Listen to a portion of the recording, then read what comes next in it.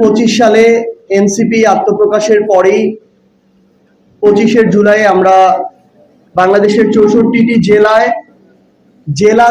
জেলা শহরগুলোকে সামনে রেখে আমরা জুলাই পদযাত্রা করেছিলাম। এরই ধারাবাহিকতায় আমরা এবার আবার নতুন করে জুলাই পদযাত্রা 2026 আয়োজন করতে যাচ্ছি। আমাদের প্রতিপাদ্য হচ্ছে গণভোট বাস্তবায়ন, কর্মসংস্থান ও সীমান্ত সুরক্ষার দাবিতে জুলাই পদযাত্রা 2026। আমাদের এই বিষয়ে একটি লিখিত প্রেস রিলিজ রয়েছে, আমরা সেই প্রেস নোটটি পড়ছি। ঐতিহাসিক রক্তস্নাত জুলাই ফিরে এসেছে নতুন প্রত্যাশা ও প্রেরণার বার্তা নিয়ে। হাজারো শহীদের আত্মত্যাগ এবং ছাত্র জনতার গণঅভ্যুত্থানের মধ্য দিয়ে অর্জিত নতুন গণতান্ত্রিক বাংলাদেশের ইতিহাসে জুলাই একটি অনন্য অধ্যায়।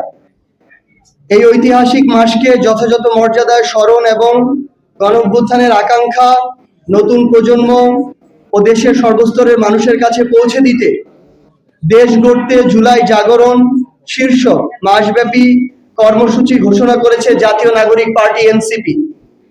এর অংশ হিসেবে জাতীয় নাগরিক পার্টি এনসিপি দেশ জুড়ে 64 জেলার 61টি উপজেলা ও পৌরসভায় গণভোট বাস্তবায়ন, কর্মসংস্থান ও সীমান্ত সুরক্ষার দাবিতে জুলাই পদযাত্রা 2026 আয়োজন করতে যাচ্ছে, যা আগামী 6 জুলাই থেকে শুরু হবে। উত্তরাঞ্চলে এনসিপির মুখ্য সংগঠক সার্জিস আলম ও মুখ্য সমন্বয়ক নাসির উদ্দিন পাটোয়ারির নেতৃত্বে এবং দক্ষিণাঞ্চলে এনসিপির মুখ্য সংগঠক হাসনাত আব্দুল্লাহ এমপি ও মুখপাত্র আসিফ মাহমুদ সজীব ভূঁইয়ার নেতৃত্বে এই পদযাত্রা অনুষ্ঠিত হবে।